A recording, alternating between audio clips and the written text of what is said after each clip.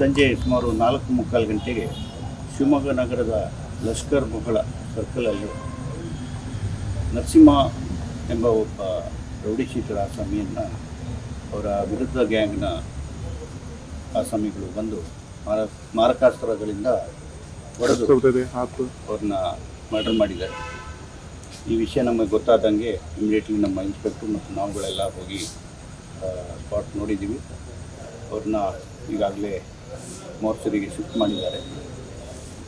ಅವರ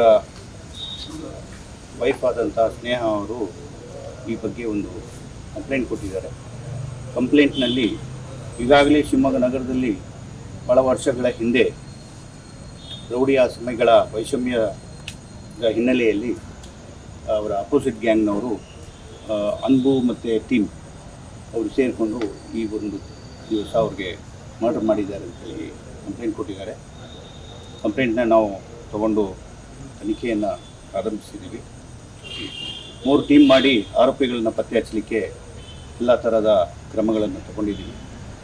ಯಾವುದೇ ಅಹಿತಕರ ಘಟನೆಗಳು ನಮ್ಮ ನಗರದಲ್ಲಿ ನಡೆಯದಂತೆ ಎಲ್ಲ ಮುಂಜಾಗ್ರತಾ ಕ್ರಮವನ್ನು ತಗೊಂಡಿದ್ದೀವಿ. ಆದಷ್ಟು ಬೇಗ ಆರೋಪಿಗಳನ್ನು ಪತ್ತೆ ಹಚ್ಚಿ ಯಾವುದು ಕಾರಣದಿಂದ ಇದು ಮರ್ಡರ್ ಮಾಡಿದ್ದಾರೆ ಅನ್ನೋದನ್ನು ಪತ್ತೆ ಹಚ್ತೀವಿ. ನರಸಿಂಹ ಅವರು ಭಾಳಷ್ಟು ಪ್ರಕರಣ ದೊಡ್ಡಪೇಟೆ ಠಾಣೆಯಲ್ಲಿ ಇದು ಗ್ಯಾಮ್ಲಿಂಗ್ ಕೇಸಲ್ಲಿ ಸಿಕ್ಕಾಕೊಂಡು ಕೇಸ್ ಸ್ಟಾರ್ಟ್ ಮಾಡಿದ್ದಾರೆ. ಅದೇ ಥರ ಅವ್ರದ್ದು ಕೇಸು ಸುಮಾರು ಬೇರೆ ಬೇರೆ ಠಾಣೆಗಳಲ್ಲಿದೆ. ಅಟೆಂಪ್ಟ್ ಟು ಮರ್ಡರ್ ಕೇಸಸ್ಸು ಇದೆ, ಗ್ಯಾಮ್ಲಿಂಗ್ ಕೇಸಸ್ ಇದೆ, ಗಾಂಜಾ ಕೇಸು ಇದೆ. ವಿವಿಧ ಕೇಸ್ಗಳು ಅವ್ರ ಮೇಲೆ ಇದೆ. ಅವ್ರ ಮೇಲೆ ನಮ್ಮ ತುಂಗನಗರ ಠಾಣೆಯಲ್ಲೂ ಒಂದು ರೌಡಿ ಶೀಟರು ಓಪನ್ ಆಗಿದೆ.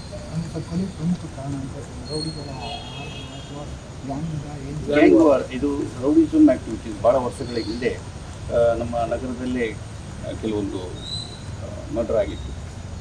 ಒಂದು ಮರ್ಡರ್ ಆಗಿ ಇನ್ನೊಂದು ಅಪೋಸಿಟ್ ಟೀಮ್ ಅವರ ಸಹಚರನ ಮರ್ಡರ್ ಮಾಡಿದರು.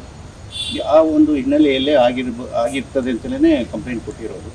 ಸೊ ತನಿಖೆಯಲ್ಲಿ ನಮಗೆ ಪೂರ್ಣ ಮಾಹಿತಿ ಗೊತ್ತಾಗುತ್ತೆ.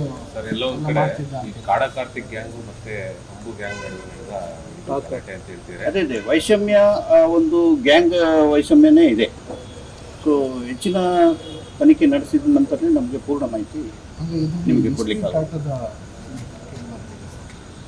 ಇಸ್ಪಿಟ್ ಆಟ ಅನ್ನೋದು ಅವರು ಆ ಒಂದು ಚಟವನ್ನು ಇಟ್ಕೊಂಡಿದ್ರು ಅಷ್ಟೇ.